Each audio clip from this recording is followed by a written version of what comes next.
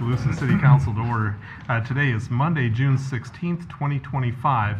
On the agenda, we have listed the invocation, the Pledge of Allegiance, and then roll call. I am going to put item A, which is the swearing in of Andy Holmberg, in before the roll call. So we start with the invocation.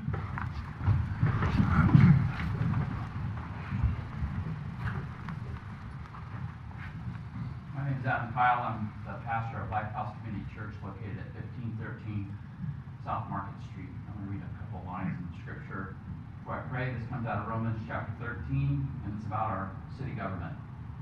Let everyone be subject to the governing authorities, for there is no authority except that which God has established. The authorities that exist have been established by God. Consequently, whoever rebels against the authority is rebelling against what God has instituted, and those who do so will bring judgment on themselves. Please pray with me. Oh Lord Jesus, thank you so much for this day, God. You're so wonderful and a great Savior. God, forgive us of our sins as we make this request upon you. You're ever present, Lord, all powerful, all knowing, and always good. I thank you for our blessings, God. The roof over our heads, the food that we eat every day, the air that we breathe, and the controlled temperature even in this room, Lord. Thank you for the city government that we have here in Oskaloosa. God, I ask that you bless this meeting and watch over them and give them favor. We're so grateful for our first responders, the police, the fire, and even the city workers that do the day-to-day work in and around our city. I ask, God, that you would lead this meeting and lead the leaders. Give them the thoughts that they need to have, Lord, and the promises that you've given us. I ask, God, that you would hold this meeting in order and protect them in Jesus' name. Amen. Amen. Thank you. Would you join me in the Pledge of Allegiance?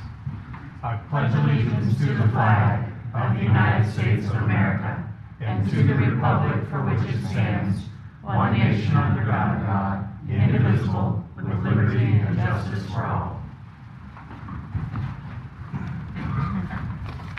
Okay. Would you join me up front? I sure will.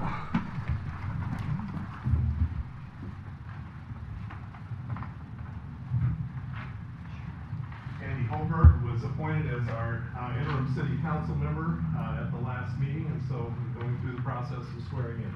If you would face me and raise your right hand. Repeat after me.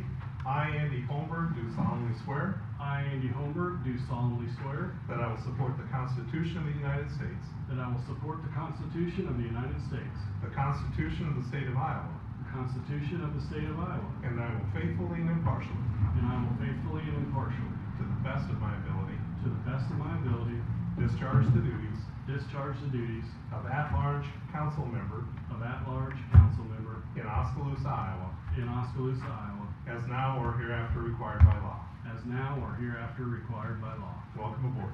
Thank you.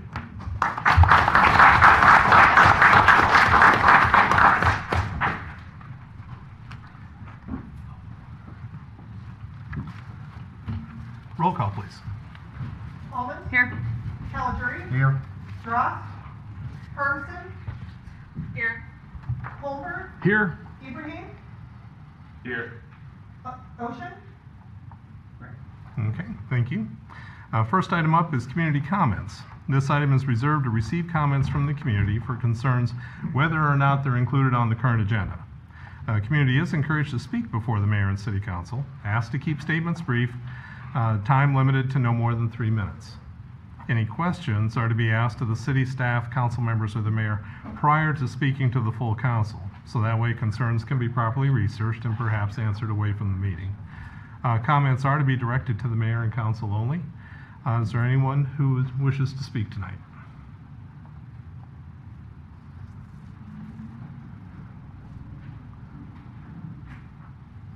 Evening, everybody. Nick Ryan, 516 2nd Avenue East.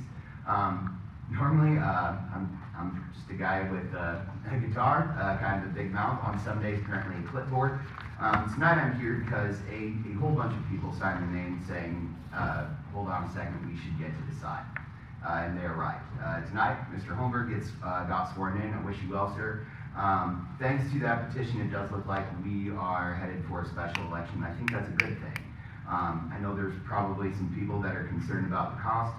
I'm hearing it's around $10,000, and that sounds like a lot of money, and to a lot of people it is, and I get that.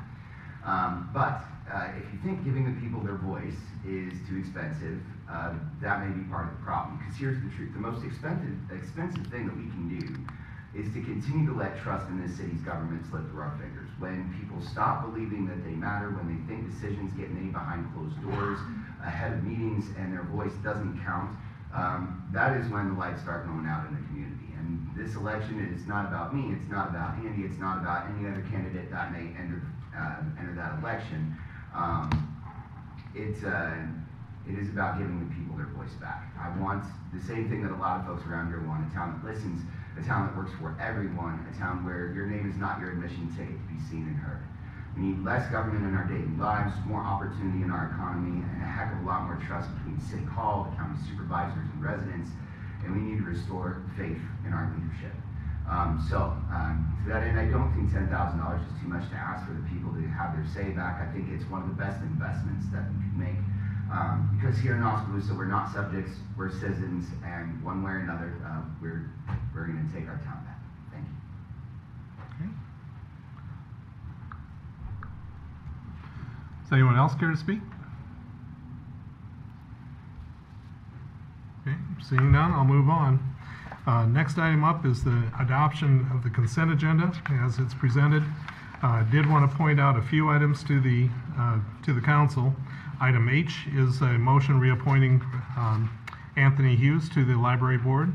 Item I is a resolution that reappoints Diana Pearson to the library board. Item J is a motion approving a grant application, City of Oskaloosa to the Golden Goose Club. And then item N, I just found interesting, is a resolution authorizing release and termination of an easement that dates back to 1953 with Quick Trip Incorporated. Item O, a resolution authorizing the release and termination of that easement agreement. And item P is the public hearing that's being scheduled for July 7th. This is for sale of a city-owned property at 806 North H Street. Do we have a motion of support for this? Second. Okay, any discussion?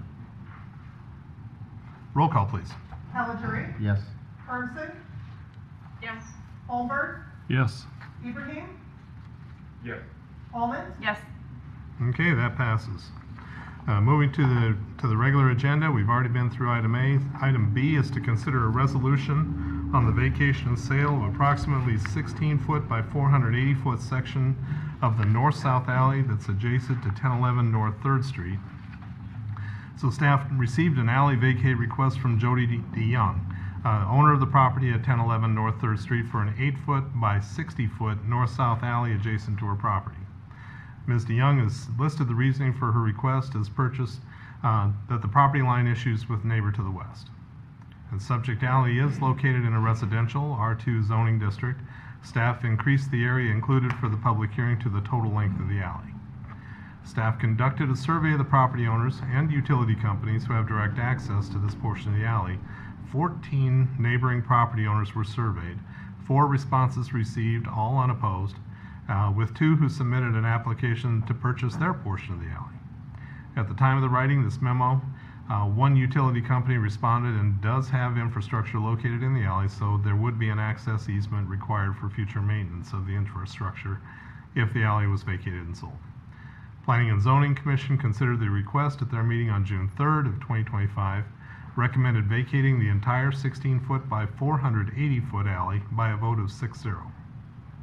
Staff does note that there is some legal uncertainty in public right-of-way which has been vacated and not immediately sold. And so if the entire alley is vacated, portions of the alley which are not sold at this time might need to be vacated again before they can be sold.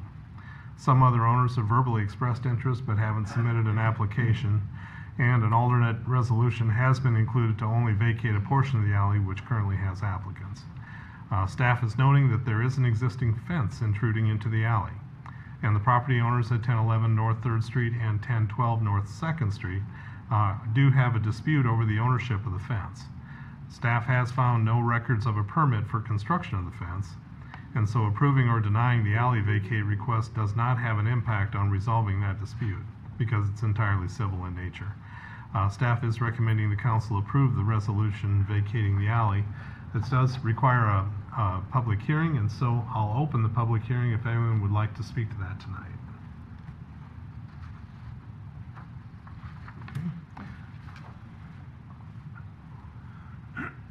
I have a text message from the two owners before, Okay, and your name, please? Mary Vesco, Okay, and your address? 1009. Okay, Okay.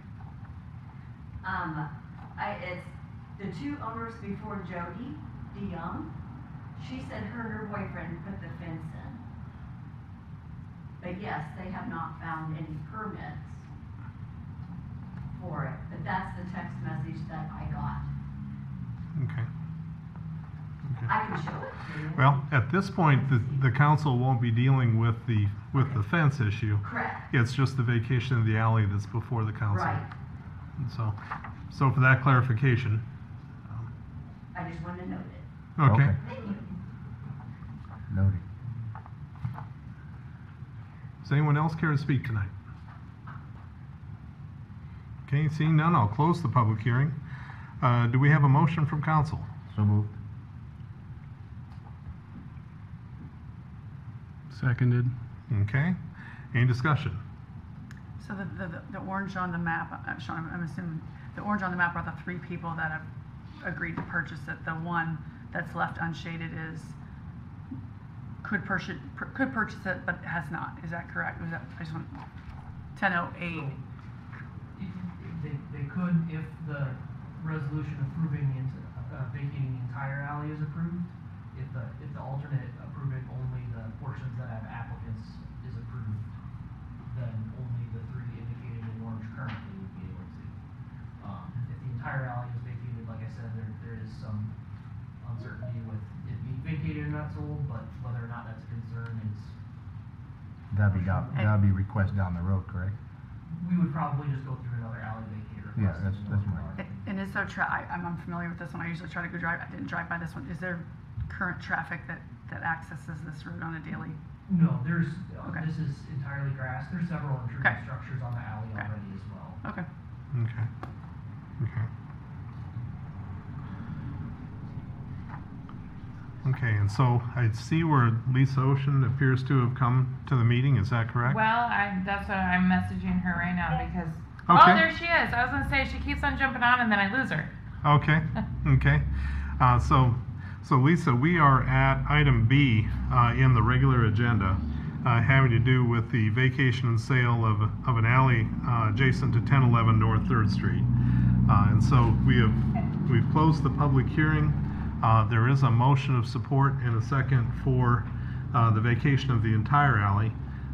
So I don't know if you have any comments or questions regarding that. No, sir. Okay. Okay. Any further comments from council? Roll call, please. Hermson? Was that Hermson? Yes. Huh? Yes. Holbert? Yes. Ibrahim? Yes. Ocean? Yes. Almond? Yes. Pellegrini? Yes. Okay, that passes. Moving on to item C. This is to consider a resolution making final determination on a potential sale of interest in real estate and approving and authorizing execution of a purchase, sale, and development agreement by and between the City of Oskaloosa and Industrial Development LLC. There will be a public hearing involved with this as well. In 1989, the city acquired the parking areas and access drives to the northeast, north, northwest, and west of Penn Central Mall. The acquisition included a long-term maintenance and access agreement with the mall until January 31, 2066. The northwest parking areas are in very poor condition in need of significant repairs. Rough estimate is about $500,000 for crack and seal overlay or replacement, which is $900,000 or more. Due to its condition, use of the parking lot is limited and neither repair nor replacement are included in the 5-year capital improvement plan for the city. The city has received a proposal from the mall owner, Industrial Development, to acquire and reconstruct the parking lot and to complete additional public and private improvements that are summarized in the following 4 bullet points. First, to reconstruct the parking area in accordance with a plan that's included. This includes storm and sewer improvements and water main and lighting replacements. The estimate, $1.2 million. Number 2 would be to reconstruct and realign 2nd Avenue West between South A Street and South D Street with storm and sanitary sewer replacements. That's another $1 million. Number 3 is to construct a 153,000 square foot parking structure with stair, tower, elevator, and skywalk. That's a $6.4 million investment. And then purchase the city-owned property, this parking lot, for $1. The Northwest Mall property, it's assessed at roughly $175,000. The remnant property, which is a 20-foot by 256.5-foot strip of land north of 2nd Avenue between South B and South C, that's valued at about $5,000. And then previously vacated right-of-way, a 20-foot by 66 strip of land north of 2nd Avenue at South B, adjacent to the remnant property, and that's valued at about $1,300. The proposed purchase, sale, and development agreement includes provisions for completion, operation, ongoing maintenance, and a minimum assessment of not less than $6.4 million upon completion of the parking structure. If sold, the parking area will continue to be available to mall building attendants, their customers, and employees per the original agreement. Note that the sale area does not include the public parking lot near Hy-Vee, nor the public parking lots near the mall northeast entrance. The recommendation is to approve the resolution. At this time, I'll open the public hearing. Is there anyone who would like to speak to this tonight?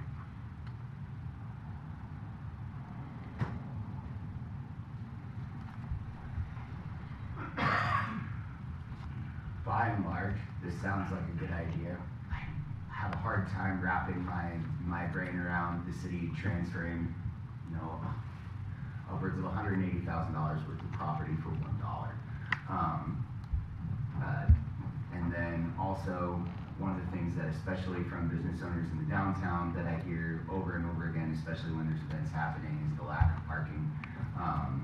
I understand that the proposal is for mall attendants, customers, employees. Is there any possibility that at least on special event days that those structures will be open to the public? Okay. Or something? Okay.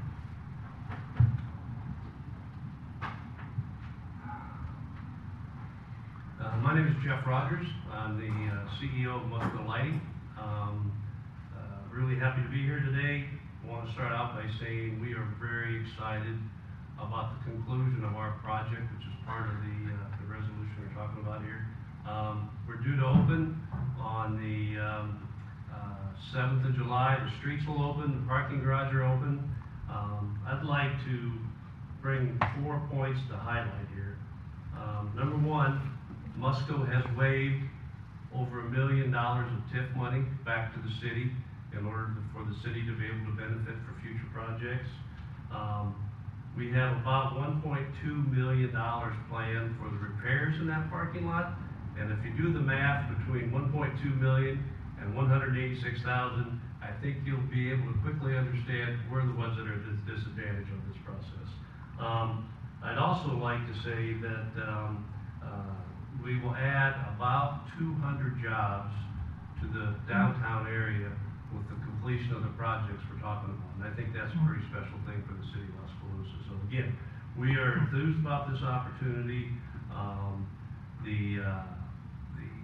guess one thing I left out too is we did almost $1.2 million with the restructuring of the sewer lines downtown and paving some of B and some of A in order to make the project work. So again, we've got a lot invested for downtown. We continue to want to have a lot invested, and we're excited to be part of this project. Thank you. I guess I just have a quick question. I need to Oh, sorry. keep the public hearing open Oh, sorry. for a little while. Is there anyone else who would like to speak from the public? Okay, I'll close the public hearing. I'm sorry for No, cutting you off, you're good. Rhonda. I just have a question. So is there a reason we're not doing that little strip? Because on the map, we put that up, Alex. It, no, the No, one the where other. the... And I just, maybe there's a reason the little strip where, I think that's like where a lot of the Hy-Vee parking, is there a reason why we're just leaving that out? I guess instead of just doing the whole parking? That'd be green space, wouldn't it? Oh, that's gonna be green, okay, okay. I thought that Anywhere was you just being see left those- open, okay, that's where the green space, okay. Okay. Where you see the, where you're talking about where those cars are? Yeah, I was like, I thought we were leaving that, I'm like, okay, that's gonna be where the green is, okay. So where you see those little oval things, whatever you wanna call them, that's more of your green space, bushes, trees, whatever.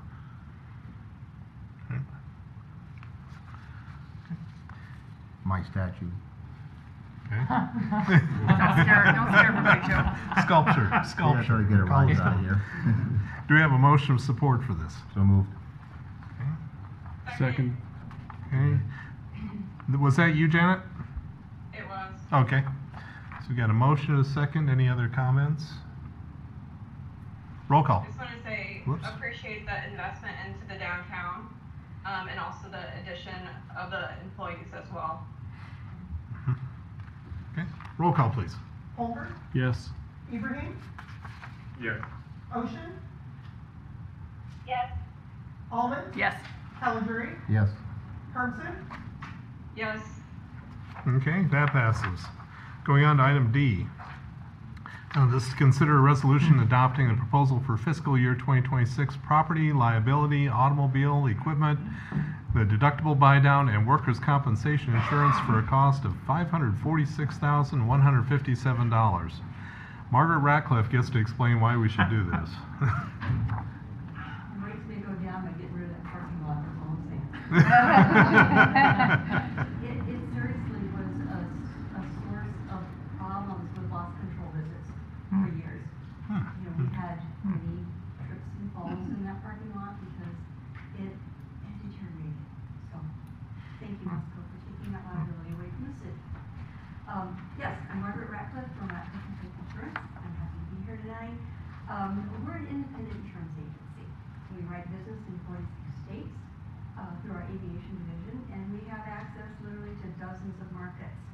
However, within the world of municipalities, ICAP, the Iowa Communities Assurance Pool, and EMC are the main players providing coverage programs specifically for communities in Iowa. We review these markets each year, and we still feel that EMC is the best fit for Oskaloosa. We have an excellent claims history with them, and it's keeping you in the best tier of their rates. And the healthy dividends that we'll talk about in a minute have been a nice blessing. We write for both of them. We insure around 12 communities, both large and small. Half of them are with ICAP, half of them are with EMC.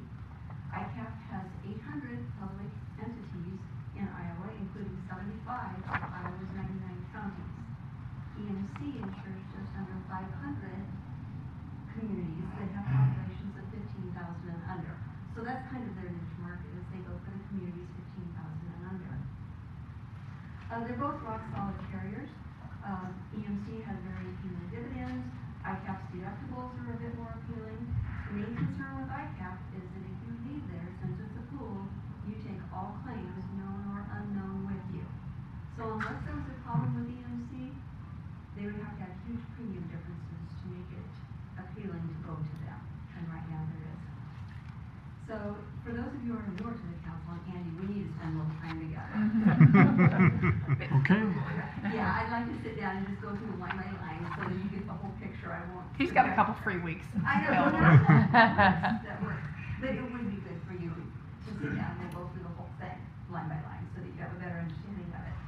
We moved Oskaloosa over to the EMC Safety Group program in 2017, after they had been with a variety of carriers prior to that. Oskaloosa went through some really strong work on controlling their claims. That was back whenever you started jetting the sewer lines, and the sewer claims kind of went away because the lines were systematically cleared. And so that's just a little history for you, Andy. You had an opportunity to review the presentation, so I'm going to touch on some premium impacting highlights and then answer some questions. Let's look at the first page of the summary. So halfway down, you see the EMC package total, and this does not include the Early Childhood and Recreation Center. This year it's at $33,070, or 11% for the next fiscal year. That 11% increase was driven by several lines of business. The property premium increased 15%. 4% of that came from increased property values, and then the rates continue to be impacted by catastrophic losses that no one has figured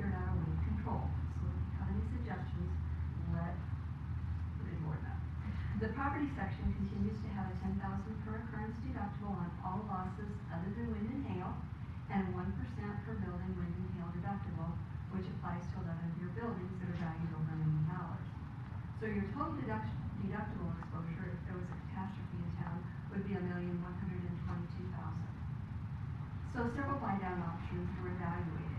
The premium to buy down the wind and hail deductible from 1% to $10,000 per building, as we did in years past, is $72,553 for the city buildings and $32,143 for the early childhood education recreation center project. Those costs are all identified on page 2, separate from the city, because they're allocated differently.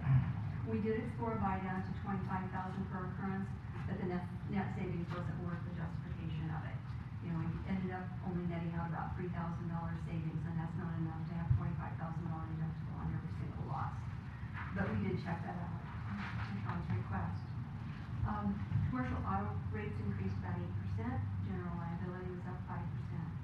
Now, the umbrella renewal came to us with a 9% rate increase, but after research and a recommendation from the city staff, coverage was increased by $1 million, raising the limit from $4 million to $5 million, and that incurred an additional premium of $1,451. So that pushed your total percentage increase to 15%. So regarding the umbrella limit change, the question we always get is how much is enough? Boy, you ask an insurance agent how much insurance is enough. Well, I go a zillion. But $5 million is actually the limit that EMC will write. 99% of the 455 communities written by EMC have the $5 million limit. Okay? So as a point of reference, Des Moines carries a limit of $10 million. Okay? So we did some research on nuclear verdicts in the state of Iowa, and a nuclear verdict is one that's over $10 million. Okay? The ones that were really high are malpractice. Okay? So we searched specifically to municipalities. And in 2016, Cedar Rapids had an officer-involved shooting in which the victim was paralyzed, and they were awarded $8 million. Okay, so that is one that's a big one. It's not over the 10, but that's a big one. So, you know, right now the city is carrying underlying limits of $2 million per occurrence, $4 million aggregate. Now you have a $5 million umbrella on top of that. So that gives you $7 million per occurrence, $9 million aggregate. That's a pretty robust amount of coverage. So if the city wanted us to pursue an excess line, we have to go to a different carrier. You would be looking at $20,000 to $30,000 probably to add additional millions on over top of that. It can be done. I mean, you can buy whatever limit you want to buy if you want to spend a lot of money. Just know that this is a very common limit for municipalities this size. Say that you're going at $10 million, and they're a lot bigger than what us is. So if you have thoughts on that, let Sean know and we can research it and bring numbers back if you're interested in it. But that's what we ended up deciding to say, for $1,400, we need to go ahead and add that additional million that's available. And that is a good price for that extra million. So that puts you at the $2 million underlying, $5 million on top of it. So you got $7 million right off the bat. And then if there's one big claim, we have the $9 million. Okay? Questions on that? Okay. Law enforcement bumped up about 20%, and that also had a bit of impact on the umbrella policy. But that line of business, that increase reflects what happened across the state. Oskaloosa has done fine. You know, we've had just a few auto claims, a few bumps and scratches, a few deer that seem to want to throw themselves in front of vehicles. But we still have a $1,600 annual credit because you went through that Lexipol work. If you remember that, a lot of training, a lot of documentation. That credit stands. And that was done in 2023. So thanks to you and your department for doing that. Cyber insurance remains flat at $9,451. We have a coverage limit of $1 million. Last time we priced an additional $1 million, we bumped it up to $13,000 a year. At that time, cyber losses, knock on wood, have actually been a bit quiet. It's probably because everybody's caught up in the catastrophic property losses. But cyber's actually calmed down a little bit, and I think it's because so many entities have gone to the multi-factor authentication. The upfront prevention things have been put in place, and they're working. So that goes for across the state. The whole program has had a really good loss history. Work comp had a little bit of an impact this year. It had the greatest overall impact due to the experience mod factor increasing from 0.73 to 1.03. That's a huge swing. One claim can do that. It's tied directly to claims. And claims, unfortunately, on work comp, it's on a rolling 3-year basis, so it's going to stay on it for a while. But with that being said, IMWCA is really confident that with the fresh start to the safety committee, thank you Alex for the time you're going into that, and thank you Sean for the experience you bring, because it's top-down driven. Safety's a culture, and what I constantly hear is that we just want every employee to go home safe at the end of the day. So we'll weather the storm of this. It pumped from 16,000 to 43,000, a little 168% increase. That's a huge swing from 0.73, which is a credit, to 1.03, which is a surcharge. So just know that for the next couple of years, we're going to be dealing with that. However, as I look back over the years, we've had some really, really good years. And back in 2017, when we moved it, the premium was at 43,000 on work comp. So, you know, it fluctuates, but it's something that your employees' efforts make an impact on. So, you go girl, keep that safety going, keep them fired up. On page 2, the Early Childhood Education and Recreation Center section reflects all the property and liability costs carved out for last year and for the upcoming fiscal year. Note that the pool renovation builder's risk policy is shown under the 24-25 year. That expense of $50,500 is a single premium for the builder's risk policy that gives you $6,600,000 coverage for the pool renovation and repair project. So that's in effect from January 25 to July 26. Okay? So it's a year and a half long. Okay? And so that's a one-time cost. It's going to be done by then. Thanks Stu. And well, I do want to give Stu a shout out because he has done a ton of work on this project behind the scenes. He's always available for those insurance companies that want to come do inspections and have a bunch of questions. He's a wealth of knowledge and has done a fine job with it, so thank you, Stu. But that premium, I wanted you to know, is a one-time deal, so that won't be incurred this year going forward. So, the total of all the insurance costs have increased from $535,171 to $546,157 for a net increase of $10,986. A little bit further down, it shows the safety group dividend that I was happy to deliver a check to Pam earlier this year for $40,131, bringing the total of dividends since 2019 to $101,004. So that's nice to help absorb. And how that works is that EMC gathers in a premium from all these municipalities. They pay all the claims, they pay their expenses, and then they're limited to 5% in profit. And then they return whatever premiums left over to the policyholders. And there was only one year they didn't have a dividend, and it was the year that Georgia shot. And we plan on that not happening again. So that's what I wanted to make sure that you were all aware of tonight. Does anybody have any questions on this or any of the rest of the presentation? I have one, and Yep. let's see.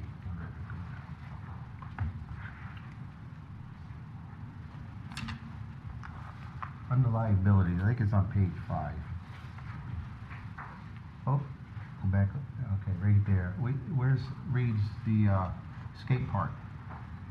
Oh, so What- there's, Yeah, but does that also include the basketball court and yes. what's the other one next door?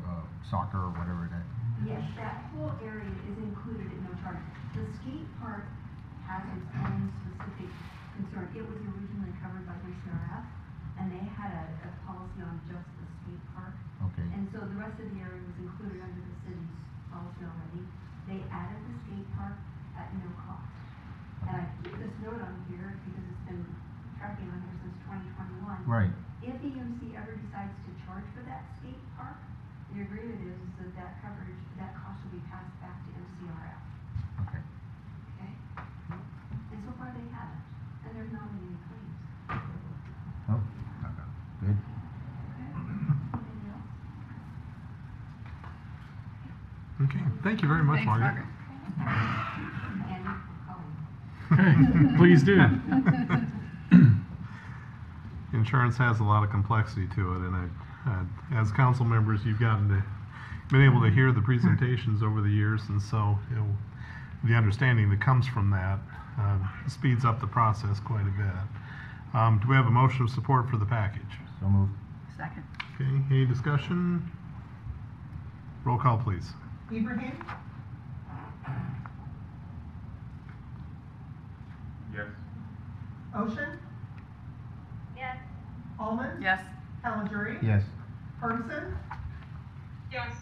Holmberg, Yes. Okay, that passes.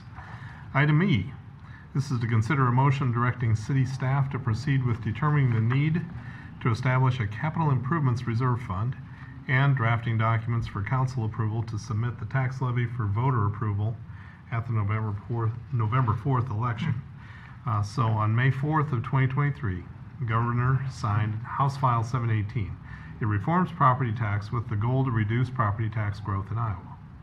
HS 718 consolidated available property tax levies, removing revenue sources for the city, and proposes to bring all cities to an $8.10 per $1,000 general fund levy by fiscal year 2029. The current property tax rate of $14.45716 per thousand generates revenue of $5,653,710 to cover general fund expenses for the departments, for insurance expenses, debt service interest and payments, and employee benefits. The overall increase in expense for growing salaries and supplies has reduced the amount available for capital improvements. The city continues to utilize other funding sources for capital items like the utility franchise fees and local option sales tax, but increased costs of equipment and projects has caused the city to reevaluate and delay purchases. Over the last 5 years, the total increase in property tax revenue will total about $517,000, an approximate average of $103,400 per fiscal year. Cost of living, salary, and benefit increases for employees alone in fiscal year 2026 was $171,000. So the total capital improvement plan approved on April 21st of 2025 for the fiscal year 2026, excluding enterprise funds, totals $5,835,215, with $62,000 funded through the general fund. Utility franchise fees, local option sales tax, and road use tax fund $1,983,116 of projects and equipment. $1,043,000 is funded by bond proceeds for the Southeast Connector project, and $2,133,185 is funded by contributions in the natatorium project. So the city continues to utilize available fund balances and will be reducing the total fund balance of utility franchise fees and local option sales tax by about $464,000 by the end of fiscal year 2026. The reduction in available funds used for capital improvements will continue to impact future purchases and possibly delay projects and equipment purchases. So as revenue from property tax is reduced and the city faces challenges in overall growing expenses, the city has to look for additional revenue sources to maintain current equipment, outfit our departments with proper equipment, and continue infrastructure improvements for roads, parks, and other public places. Iowa Code Section 384.7 allows city to establish by election a capital improvements levy not to exceed 67.5 cents per $1,000 of taxable valuation every year. For fiscal year 2026, this would have added $270,677 in revenue that would be available for city projects and equipment. The levy is subject to voter approval and would be eligible to include on the November 4th, 2025 city school regular election. So staff is requesting approval from council to determine the need to establish a capital improvements fund and draft the required documentation for future council approval to submit the proposal to the voters at the November 4th, 2025 city school election. Staff is recommending approval of the item. Do we have a motion of support on this? So moved. Second. Okay, thank you, Janet.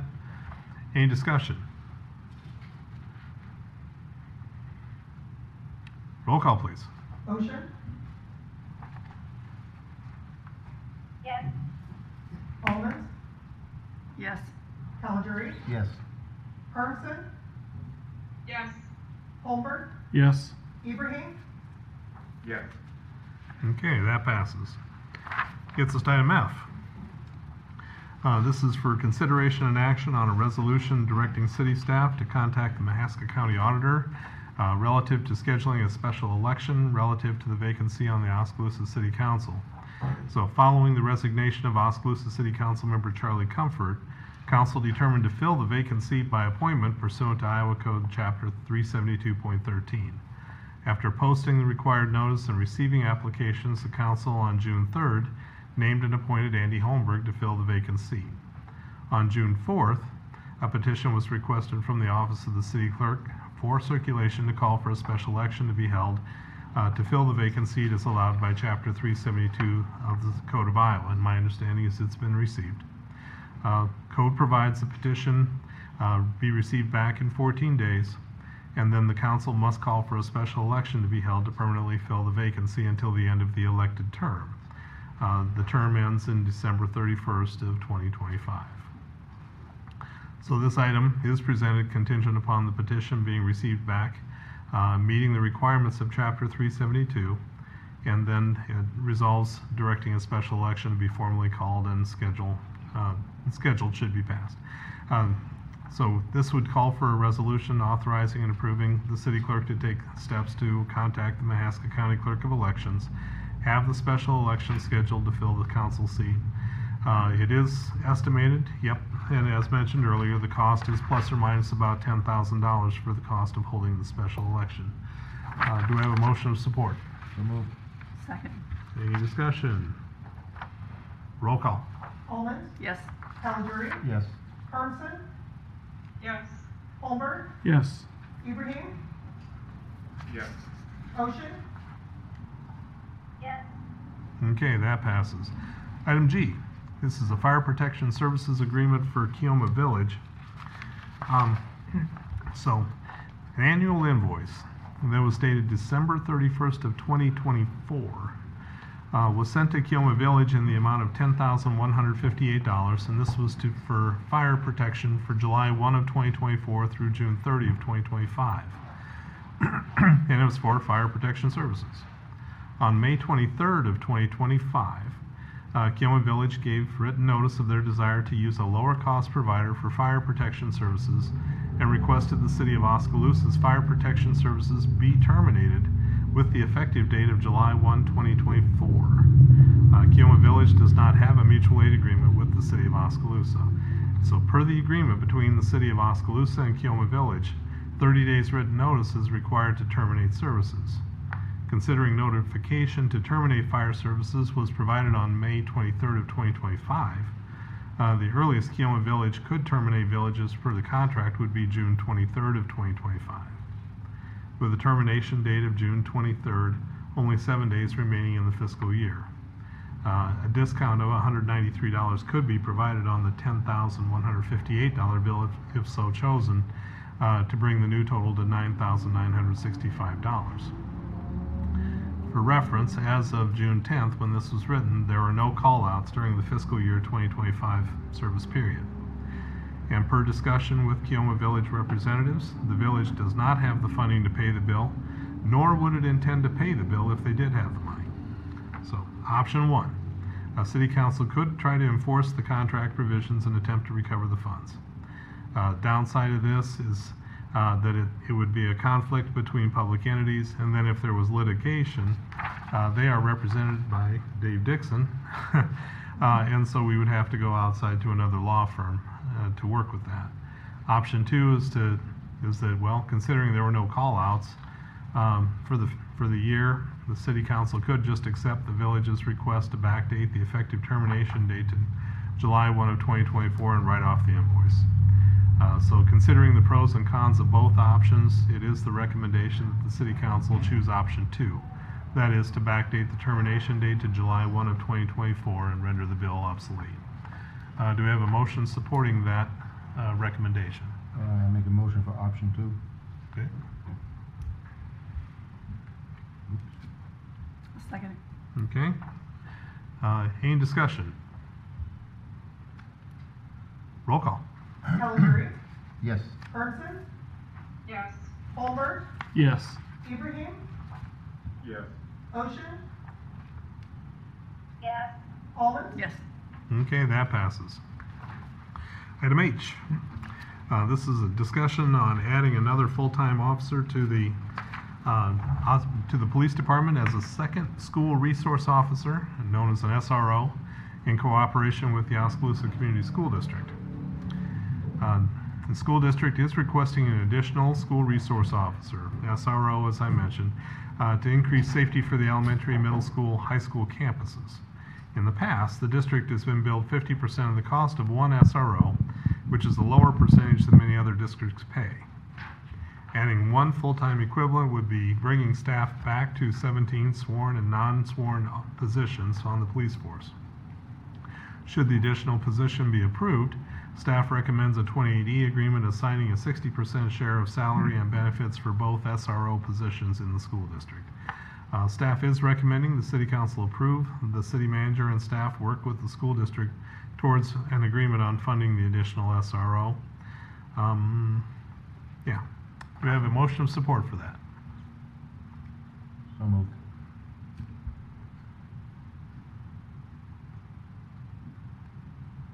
Seconded. Okay. So currently we have a 50% split in cost for this position. The amended 2080 agreement would be proposing the school district pays 60% for the costs of both school resource officers. Any additional comments or questions? You kind of said it already. I was going to I ask have the a question. question, Mayor. Yeah, fire away. What happens if the school district isn't willing to pay that additional 10%? What was the question? What if they don't want to pay the extra 10%? Oh. Yep. They, So- with preliminary discussions, they've indicated that the 60-40 split is okay. Okay. And then what do other communities typically pay? Are we still under the threshold of what other communities pay? Thanks for the question, Janet. It's kind of all over the board. There are some paying 100%. There are some paying 75%. There are quite a few paying about 60%. Because we were at 50% for the first one, we were thinking a higher rate, like closer to 70% for the second one, since they requested this. We figured it's easier on the math just to say 60% split for both. And the size of school we have, I think I did some research and did some calling around. I think one is fully, the size of our school of one is adequate enough for our school. So I'm not trying to be a downer, but I don't know if the justification for two is there for the school, if you look at the standards. Sure. The question came about. We have the largest elementary school in the state still, with somewhat coverage whenever we can. We have one SRO who does a great job of trying to go back and forth with things that happen in Perry, things that have happened in other places around the country. The question of school safety has recently come up, and this was a request by the school district to have this added on. They think that they can handle the cost. They've spent a little bit of time going through their numbers. There's also a possibility of a federal grant to help pay for part of this. But the problem is we have two large campuses pretty far separate from each other that are not easily accessed one to the other. So if there is an emergency, we rely on the street officers to try and respond to that. Sometimes they're busy, sometimes they're available. But having two, one for the high school, middle school, one for the elementary, that can work together, that would be the safest option to do it. And that's why the school district has requested this. And then my understanding is also in the event that there's an emergency happening out in the community, that the SRO would be also able to pull from that and then go and address that need. Is that correct? Yes, Mayor, thank you.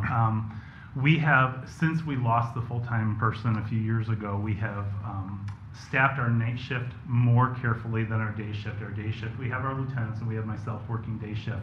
But we also, during the school year, have our SROs who are very good about jumping out of the schools when they have to, helping to stabilize a situation quickly, and then going back to the schools and making sure that they're available there. The school districts have always appreciated that. They're fine with that. They know that the street protection is just as important as the school protection, and they're fine with our SROs working that way. Okay. Mayor, Uh-huh. another comment. I know in this item it talks about just percentages, but to put that in a dollar amount, with pay and benefits, it would be $48,000 per year. If we get the grant, then it would be $31,000 per year. That we So you would know what pay. those numbers are. For that additional position. Yep. Okay. Other comments or question from council? I guess real quick, Sean, is that something that we can afford? You know, it's a tricky question when it comes, because we're looking at the state, you know, reducing the property taxes, but, which is, you know, there's very few things that I think I would bring forward at this time, based on that sort of a situation. But when I think of, like, if we are successful with that grant, $30,000 to be able to have another school resource officer, I think that there's so much benefit to that it's worth that cost. So if push came to shove and we had to cut some funding down, I would take it in a different area. I just think there's so much value that can be brought to the community through this position. So that's kind of how I feel on it. Okay. Other comments or questions? Roll call. Hermson,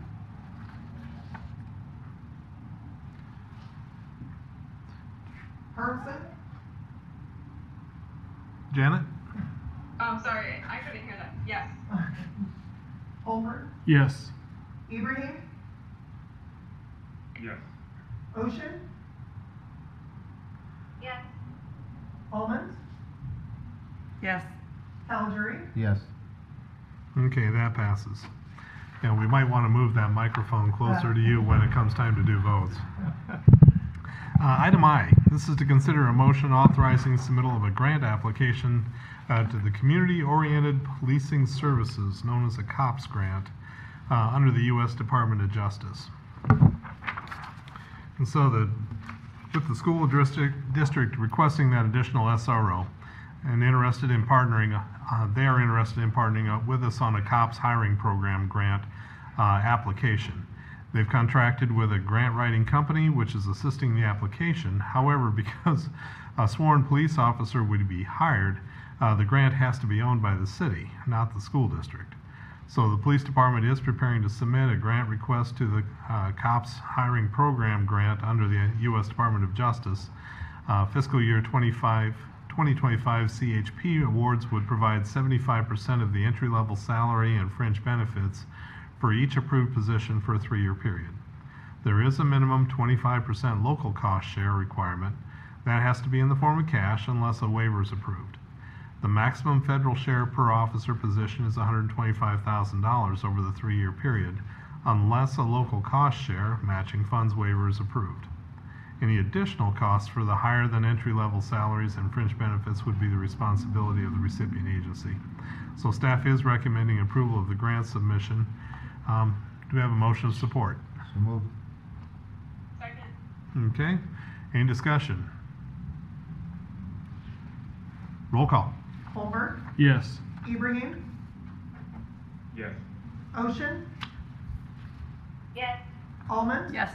Calgery, Yes. Hermson, Yes. Okay, that passes. Gets us to item J.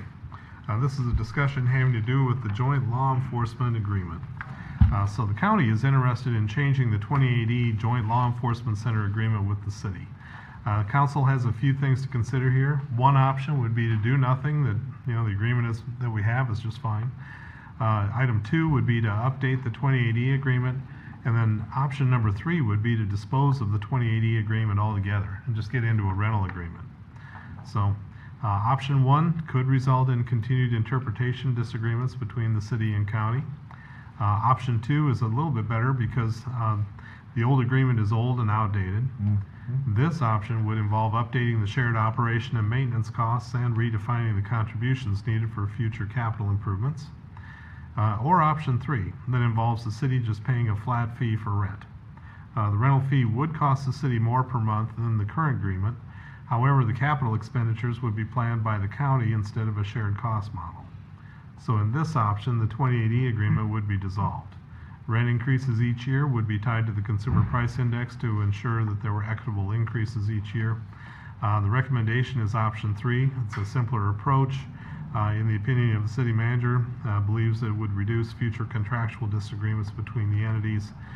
Currently, the city is paying $35,000 a year to the county. So this is a discussion. I don't know, Sean, do you have anything else to add? Yes, I do. Dave and I met with the county this morning, and they had this on their agenda for discussion. It was a really pleasant conversation with the county.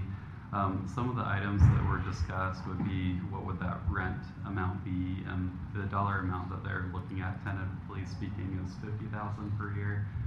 To put that into perspective, we currently pay $35,000 per year. So, you know, it is going to be a little bit more to do this because they're taking on the risk of the capital expenditures. You know, if you're in that situation and let's say next year they have $200,000 in some emergency, that would be them taking care of that. So, you know, hence a little bit more. Another item was like phone and computer, that sort of thing, would be taken care of by the city. We do have a map that's part of the old agreement that would need updating a little bit. There was a question about the IT servers, and I think we've kind of got the answers to that. They were mostly interested in a 5-year term. We did discuss like a 10-year term, but they felt most comfortable just kind of reanalyzing it after 5 years and see where their finances are at that point. This, as mentioned before, this would be tied to the CPI, which would be effective on that, basically the subsequent year. Let's see, there would be a provision that would be if we didn't pay rent after 3 months, they could terminate the contract, which in my mind, I mean, you have to have something in there, and the chances that we don't make payment of like that is just nil in my mind, so I'm not concerned about that, but I think something needs to be there. And then there's a question about the remaining funds, so like if we get rid of the 28E, there is Maintenance fund. yeah, Yeah. yep, there's December 31st of 2023, I was looking at this number, the operating amount that was in there was $175,000. The maintenance repair was $19,000. That might be a little bit different now based on some costs that we've paid. The contract says that we would, in this event, we would get 50-50 split of that funds. But with the amount of space that we take up, it's more like 25%. I kind of feel like it's just more fair to do like a 25%, 75% split. It's just how I personally feel about that. But we could, as an option, do what that contract works. In our current contract, Sean, because I talked to Chuck myself about this, we pay for, I know they've had the water issues and they've had the plumbing issues. We pay, correct me if I'm wrong, our current contract, we pay a percentage of that, correct? That's that maintenance. Yeah, Okay. we pay a certain amount into it. So in that number could be, if they have I'm just throwing this up, they have a $350,000 expense, we could be paying much more than $50,000, correct? Well, If we lock in like with a 5-year agreement, then it's going to be that Just set that fee set plus amount. the CPI, so they're taking on that risk. Right. If, on the other hand, maybe there's nothing that happens to that building and their reserves are going up, and then at that 5-year checkpoint, we can say, well, maybe we can take that down a little bit. Another thing I should mention too is Sean pulled some numbers for me on rental space in the downtown area just to verify, like, is that number accurate to today? And I think it is a reasonable spot to be at. And I guess this was already said, but I do think that, you know, if we can just set a one set rate and get out of who does the maintenance and capital, that's a good thing. When it's really the county's building anyway, Yeah. well, I'm on that committee, and the problem was with the old agreement, when it came to maintenance, it's kind of vague. Like they had the plumbing issue. Mhm. They had to put a new fire panel in, I believe, and there was something else. plumbing, fire panel, there was something, electrical? The water line, wasn't it the water line or something? Electrical and, There's been phone issue. yeah, and so when you read the current agreement, it's not clear who is responsible for what. So really, it's the county, Mhm. but it's not clear. And Okay. 2 years ago, I said already, we need to update this, document, and now we're finally getting around to it. Yeah, and I But think, you know, anything we can do to yeah. reduce any sort of unnecessary friction, I think is just a positive thing. So we pay, say, 50,000 a month. What about billing like water, electrical, That would be included, the utilities would be included. within the 50? Yeah. Okay, then, yeah. Mhm. How is that now? It's all included in our current payments. Okay, We don't pay utilities. okay. Dave, did I miss anything? No, I think that's correct. I think Sean's done a good job with that. Mr. Ryan had made the comment earlier, he was speaking to the council and spoke about cooperation with the county. And it's no secret, obviously, that things have been a little bit contentious perhaps in the past several years, but I think things are on a much better path now. We had a very productive meeting with them this morning. I think it was very good. The county attorney had gotten back to us initially with the proposal when they were still talking about an accumulation for the fund, and initially they were getting back to us and they were proposing, well, what if we set rent at $60,000 a year for, I think, 5 years, and then it was going to drop down to 40, and we indicated, no, we would rather simply be a pure tenant. We're paying you a flat rent. You can maintain, of course, internally yourself, accumulated funds for reserve for repairs, but insofar as we're concerned, it's a flat fee. So with what we were talking about to them, I think we'd floated the idea perhaps at 47, they came back at 50, which quite frankly is, I think, certainly pretty close there. With that being, once again, it does not, it's lower up front from their standpoint, or that they don't have that differential there, but we're paying just a flat rent. As you've talked about, once again, we're tenants. If there's a problem with the building, well, that's the landlord's problem, it's not ours. We did have those problems before. We had a long meeting months ago. I know Amal was there, and we were meeting with them at that time. I think they were saying with the, I can't recall with the water problems, I can't recall if they were wanting the city to pay $100,000 or Yeah. some It was- yeah, it healthy was up number. Yeah. And obviously with this, we would not have those issues. And we indicated to them, of course, that we could not commit on anything yet. Obviously, the council would have to approve that formally by a vote as an agenda item. But I think it was a very productive meeting. I think they were very cooperative. I think it was a good working relationship between the parties, and hopefully that will help establish kind of a pattern for future things as well. I agree. It was So really- there, a so really it was pleasant 5 years. conversation. 5 years was the recommendation, Sean, correct? Oh, and with that too, it was going to be set, so it would be one of those that would automatically continue for successive terms unless, say, 90 days before the close of the Right. term, either party gives a notice of termination, then have the annual CPI adjustment built in. And that's good every 5 years, not like what it has been. I forgot the date of that original agreement. Oh, it's old. yeah. And you're right too, the old one, I remember we had that meeting before, that language was ambiguous under that old Yeah. 2080 agreement, and figuring out exactly where What is some of the what. duties fell. Mhm. Mhm. So in terms of the renewal of the 5-year term, 90-day notice seems a little bit short to me. Just thinking about how do you uplift a department out of there in the event that there's some reason to terminate. Could that be extended to maybe more like 6 months or something like that? I certainly think it could. I mean, in our discussion this morning, I think the key was to peg a rental figure. And then I kind of mentioned some of those as secondary details, if you will. And that's not to say they aren't important, but some of the smaller things I think can fall into place and can be adjusted. So I would assume, and I would think there would not be any problem with saying, hey, we'd like to have a 6-month. Quite frankly, I don't see the county wanting to pull the rug out from underneath the city on that. And I would almost think from the county standpoint, they'd almost be more concerned about the city trying to pull out the rug from out from underneath them and saying, well, we're going on our own. And suddenly they're out their tenant. Okay.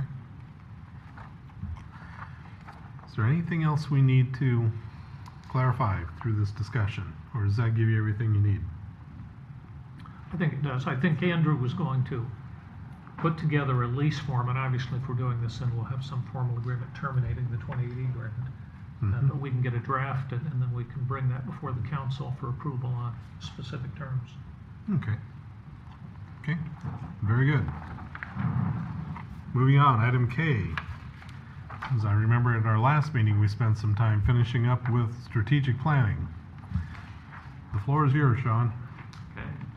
I sent out a document which I hope everyone had maybe a few minutes to kind of take a look at that. And these are, of course, all just suggestions of ways that you could modify this just to simplify the plan even further. So I will quickly go through these and try and get your feedback on them.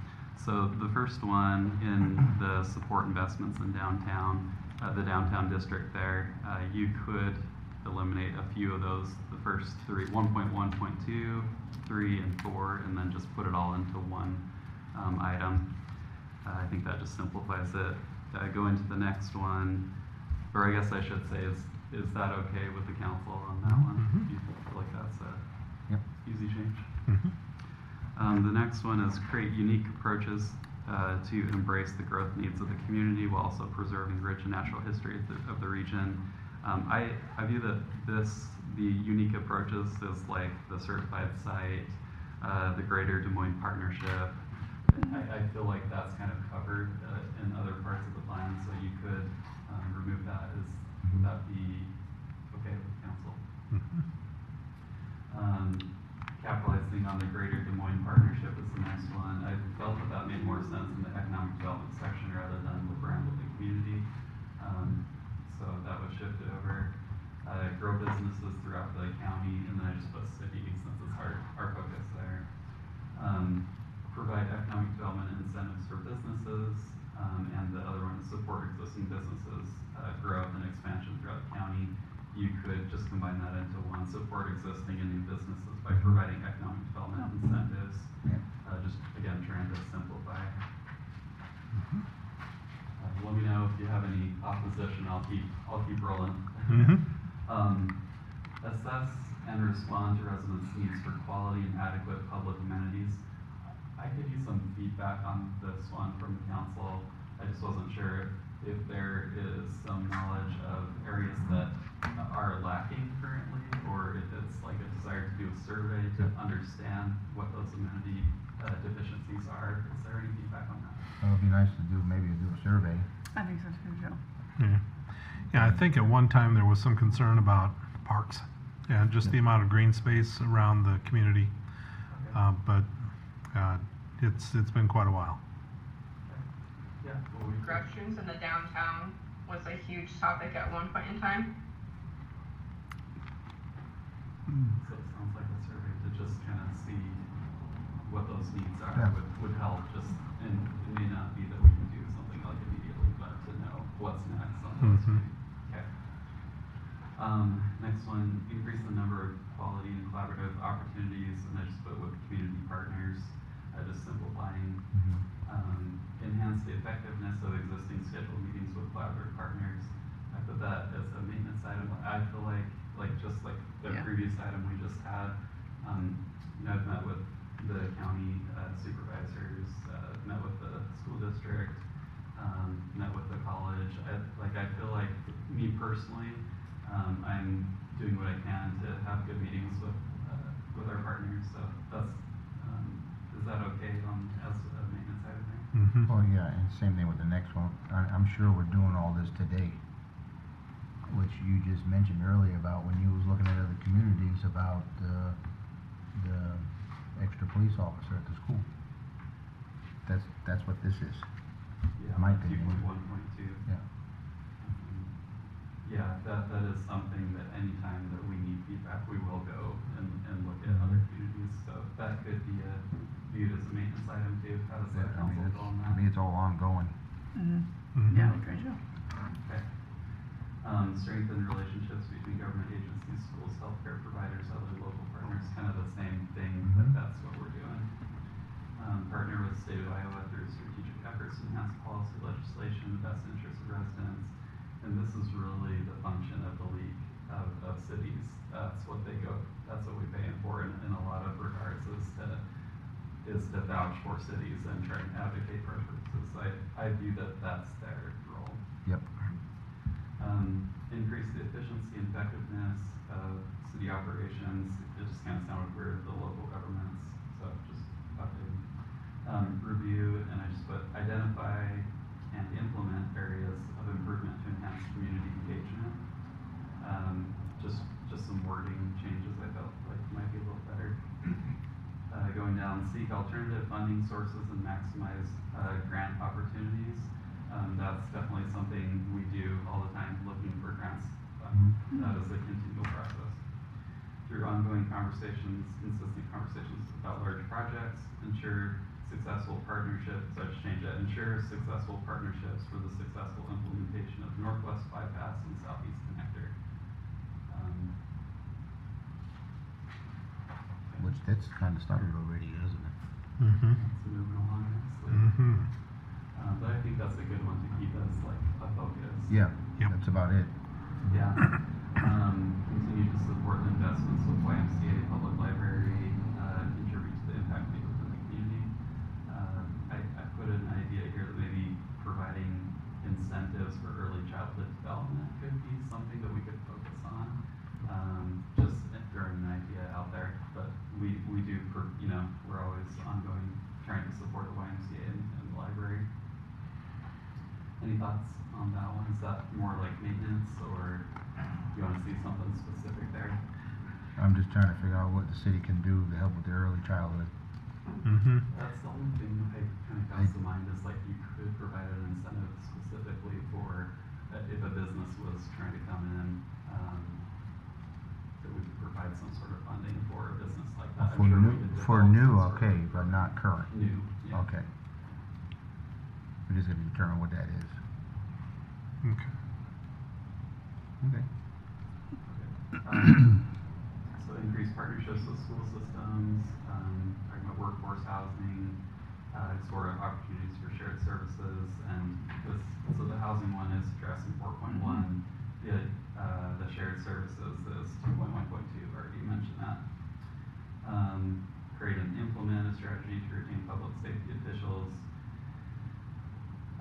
Enhance practices for emergency management professionals. I need a little feedback on that, what we were trying to accomplish there. Is there certain practices that we're trying to enhance there? Just wasn't sure what to do with that one. Yeah. I wonder, were there any, through the fire department or through police, were there any specific initiatives that were going on, think back to 3-4 years ago? Yeah, I'm thinking, well, there was the radios that was being worked on back in the day, but I thought we had pretty good coordination going on. So offhand, it's nothing that's hitting me anyway. No. So we could probably take it on. Mm-hmm. Ensure timely and sufficient code inspections, code enforcement activities. I think it's doing well. Partner with Nebraska Health and engage in ongoing regular communications to meet the needs of the community.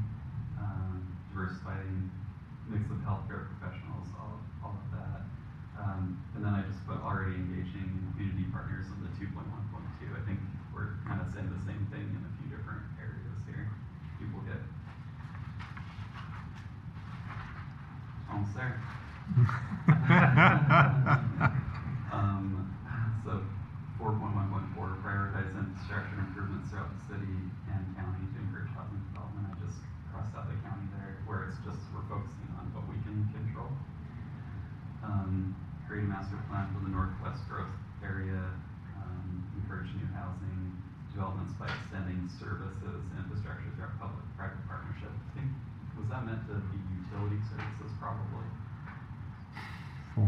It says we're extending services, and I assume that's utilities. Yeah, for the most part.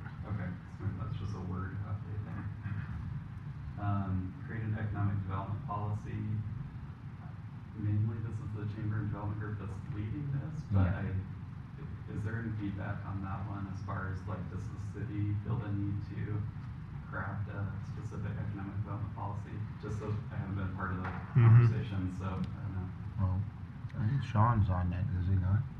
On the economic. committee.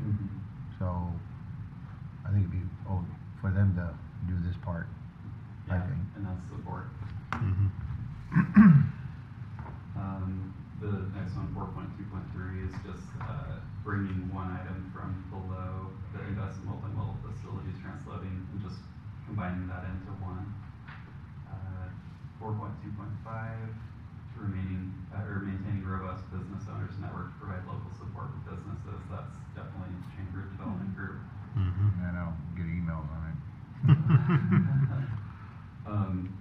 Facilitate tax-based growth to allow for the economies of scale savings to be able to afford higher quality services. So, I mean, that's definitely like, we're already doing that through different items that we've mentioned, trying to increase that tax base.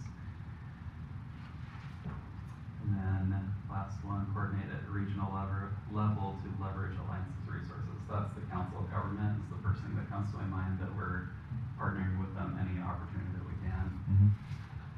So, I'll clean this up and look at it again. Well, it Yeah. had a lot of fluff, didn't it? So- Yeah. So how do you feel at this point? If we make all of these changes, do you want me to bring this back as like a resolution to adopt the changes at this point and say, I think we're good? Or do you feel like you need, maybe the council takes it at this point and final, just revising it one final time between you? How do you I like to feel? see a cleanup Mhm. copy Version, before yeah. we do anything else. Kind of see that and Yeah. then Mhm. decide what to do from there. Yeah. Yeah. Would you go so far as to say, okay, we have a clean version to work with, and then go ahead and propose a resolution that says, yep, this looks good? Yeah. And then maybe one last tweak if necessary, but then put it to bed with a resolution at the next meeting? I agree. I think you've taken out a lot, it had too much fluff. I mean, I think Joe used that word, but a lot of repetition and a lot of, narrowing it down. It looks more structured to me than it did before. I'm a little hung up on section 4.1 about the housing. 4.1, 2, 3, 4, all those there. That could be reduced.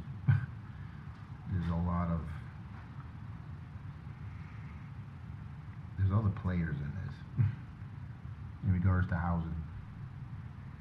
Okay, so things could be blended together under Yeah. 4.1, perhaps? I can get with you, Sean, on that. I can get with you on this one, on this. Simplifying those a little bit. Simplifying, that's all. As it says. And Sean, Yeah, Jenna?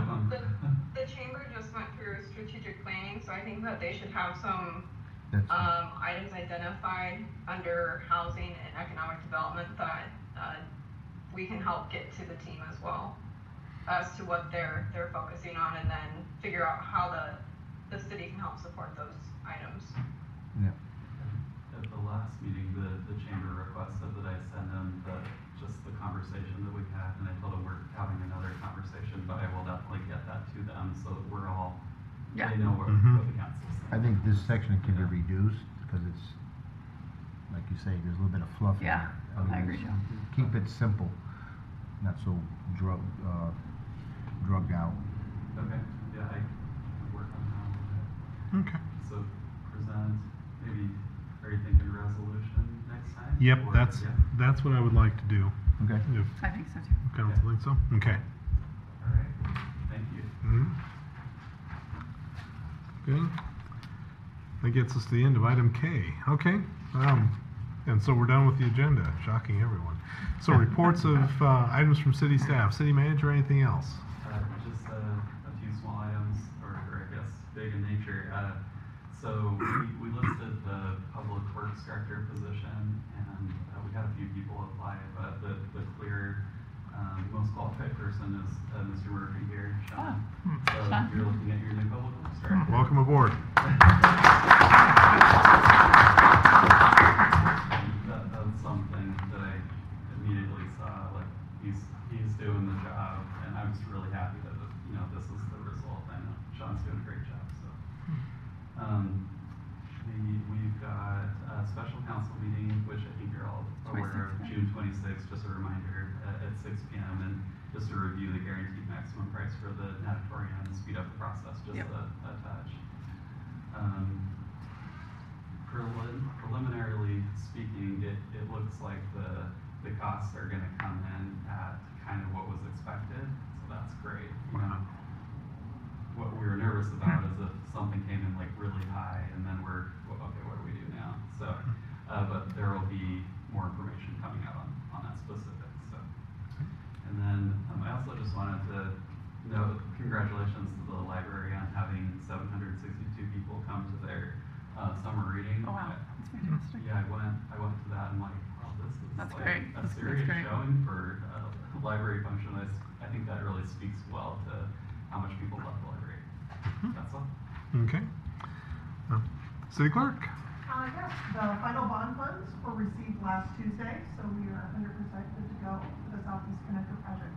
And appreciate all the help from all the departments getting us through that process. You guys did a great job in that presentation. When we were talking to Moody's, I mean, those two really shined well. City Attorney, anything? I would have nothing, thank you. Okay. City Council members, let's start with Janet. Yes, I have a couple items. First of all, I want to thank everyone for coming to Friday After 5 on Art on the Square. A huge shout out to the volunteers and the incredible women at the Chamber for making those events happen for the community. I don't think they get thanked enough. Also, want to shout out to Chief Bond and the crew for putting the flags up again. Always the square looks incredible with that. And then I did receive a couple emails from community members wanting to voice some concerns regarding grass clippings.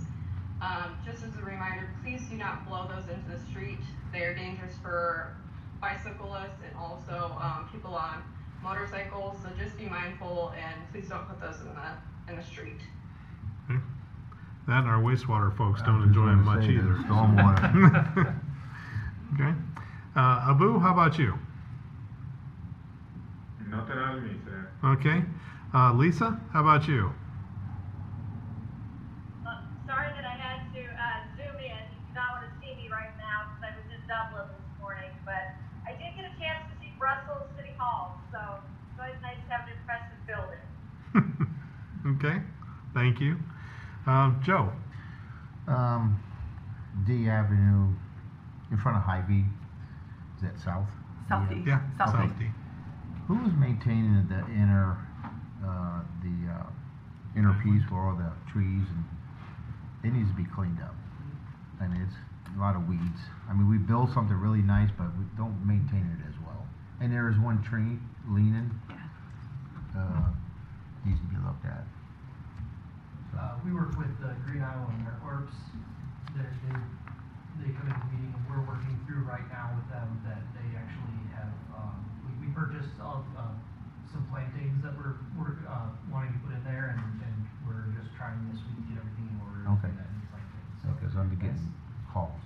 yeah, that's something on our agenda. Yeah, I get it. Okay, that's it.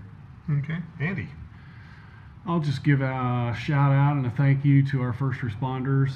I think our fire department, our police department does a great job for our community, and I know often are underappreciated. So thank you and for your teams and the work that you guys do every day, and a lot of it that goes unnoticed.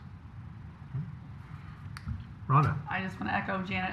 It was a great Friday After 5 Art on the Square, and it was, like Janet said, it takes so many people. I volunteered last year. I was not around to help volunteer on Saturday, but it is truly, people from all over I met, and it was just nice to see everybody out supporting the community. I love the painted windows. I love to see the little kids painting that. It was fantastic. And to Chief Bond too, I can't tell you, there's about a couple military people at my work, and they are very thankful about the flags on the square. They think that looks fantastic. So kudos to you. Mm-hmm. And I guess just to finish up, Art on the Square was amazing this year as usual. My understanding, in talking to the chamber folks, they said that the vendors themselves did pretty well, so they were well supported by the community. The vibe, the spirit around there was really something to behold. I especially enjoyed some of the creativity that was there. The puppet parade, if you hung around for that at 2 o'clock, there were a couple of puppets that were taking several kids, 6 of them, to operate, whether you were a fish or a bird, and some of the noise sound effects that they were making. It was a very rich environment for creativity, and so I found that to be really, the community showed well. And that's, well, the last thing, I guess, Sean, that I've also been approached by a few community members that are asking about bushes that are sticking out, whether they're obstructing occasionally a stop sign, or if you have to creep out into an intersection in order to see your line of vision around them. I don't know if there's a way to just be observant on that, and then from time to time remind property owners, and maybe this is a venue if anybody's watching, that give it some thought to trim those things back. And I think we do have some city ordinances relative to your line of vision on corners. Is there a place, Sean, that they can, because I actually have a couple on going to my, that we can, is there a place where the people can call in and report that? Mayor, they can contact our office. Oh, you guys, okay. Our code enforcement will address that. Okay, even the tree, okay. Also, not trying to interrupt you or anything. No, by all means. A lot of good things happening on the square.